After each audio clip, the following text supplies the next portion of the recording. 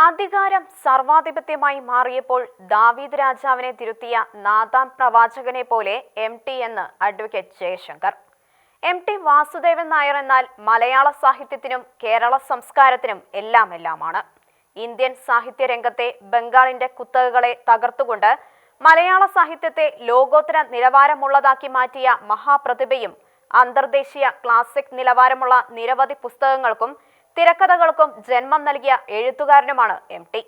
അദ്ദേഹം മുഖ്യമന്ത്രി പിണറായി വിജയനെ വേദിയിലിരുത്തിക്കൊണ്ട് നടത്തിയ പ്രതീകാത്മക വിമർശനത്തിന്റെ പേരിൽ ഇപ്പോൾ കനത്ത സൈബർ ആക്രമണത്തിന് അദ്ദേഹം ഇരയാക്കപ്പെടുകയും സഖാക്കൾ കൂട്ടമായി ഇപ്പോൾ എം.ടിക്കെതിരെ അലറി വിളിക്കുകയും ചെയ്യുകയാണ്. കോഴിക്കോട് നടന്ന കേരള ലിറ്ററേച്ചർ ഫെസ്റ്റിവൽ ഉദ്ഘാടനം ചെയ്ത് സംസാരിക്കുമ്പോൾ അധികാരം എന്നാൽ ഇപ്പോൾ ആധിപത്യമോ സർവാധിപത്യമോ ആയി മാറിയെന്ന നിശിതമായ വിമർശനം അഴിച്ചുവിട്ട എം.ടി.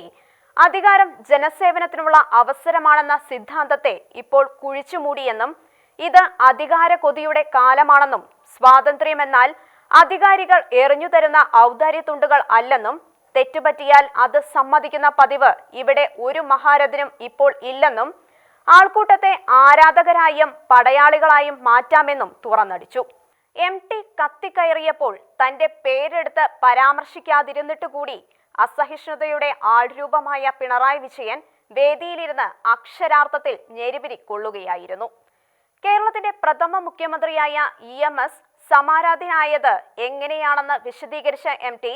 1957 ബാലറ്റ് പെട്ടിയിലൂടെ കേരളത്തിൽ കമ്മ്യൂണിസ്റ്റ് പാർട്ടി അധികാരത്തിൽ വന്നതോടെ ലക്ഷ്യം നേടി എന്ന അലംഭാവത്തിൽ എത്തിപ്പെട്ടവരുണ്ടാവാം.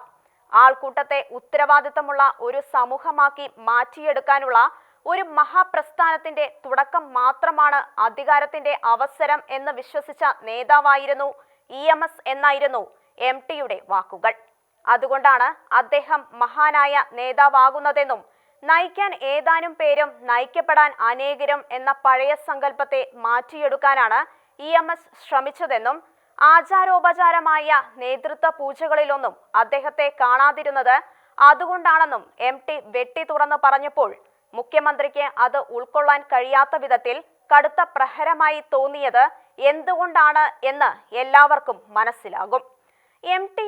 ആരുടെയും പേര് എടുത്ത് വിമർശനം ഉന്നയിച്ചില്ലെങ്കിലും എം.ടിയുടെ പ്രസംഗത്തെ വിമർശിച്ചുകൊണ്ട് സഖാക്കളും അനുകൂലിച്ചുകൊണ്ട് പൊതുസമൂഹവും ഇപ്പോൾ സമൂഹ മാധ്യമങ്ങളിൽ ശക്തമായ വാദപ്രതിവാദങ്ങൾ തുടരുകയാണ്.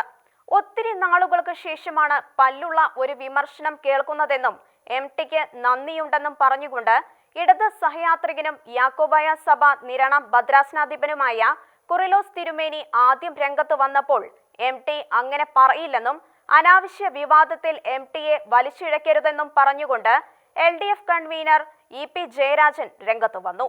സദാ വിവാദ പ്രസ്താവനകൾ നടത്തുന്ന മന്ത്രി സജി ചെറിയാനാകട്ടെ നേതൃത്വ പൂജയ്ക്കെതിരായാണ് CPM എന്ന് പറഞ്ഞുകൊണ്ടാണ് എം.ടിയുടെ പ്രസ്താവന മൂലം നിറം മങ്ങിപ്പോയ മുഖ്യമന്ത്രിയുടെ പ്രതിച്ഛായയെ രക്ഷിച്ചെടുക്കാൻ രംഗത്ത് എത്തിയത്. ഏതായാലും അധികാരത്തെ ആധിപത്യമാക്കി മാറ്റി സ്വേച്ഛാധിപത്യത്തിന്റെ നൂതന പതിപ്പെന്ന ആശങ്ക ജനിപ്പിച്ച പിണറായിസത്തിനെതിരെ ക്രിയാത്മക വിമർശനം ഉന്നയിച്ച എം.ടിക്ക് കേരള സമൂഹം ഒന്നടങ്കം ഇപ്പോൾ അഭിനന്ദനങ്ങൾ അർപ്പിക്കുകയാണ്.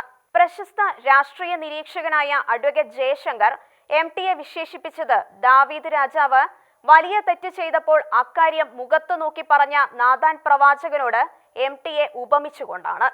ഭരണാധികാരികൾ എല്ലാ പരിധികളും ലംഘിച്ച് സ്വേച്ഛാധിപത്യത്തിലും ധൂർത്തിലും മുഴുകിയ ഇടങ്ങളിൽ എല്ലാം ആരെങ്കിലുമൊക്കെ ശക്തമായ പ്രവാചക ശബ്ദങ്ങളായി ഉയർന്നു വന്നിട്ടുണ്ട് എന്നതാണ് ചരിത്രം.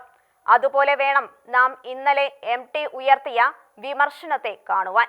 പക്ഷേ സ്തുതിപാഠകരുടെ മന്നവേന്ദ്ര വിളങ്ങുന്നു ചന്ദ്രനെ പോലെ നിൻമുഖം എന്ന വിധത്തിലുള്ള സ്തുതിപാടൽ മാത്രം ഇഷ്ടപ്പെടുന്ന ഒരു ഭരണാധികാരി എം.ടിയുടെ ഈ വിമർശനത്തെ പോസിറ്റീവായി എടുത്ത് തിരുത്തലുകൾക്ക് തയ്യാറാകുമോ എന്ന് കണ്ടു തന്നെ അറിയണം.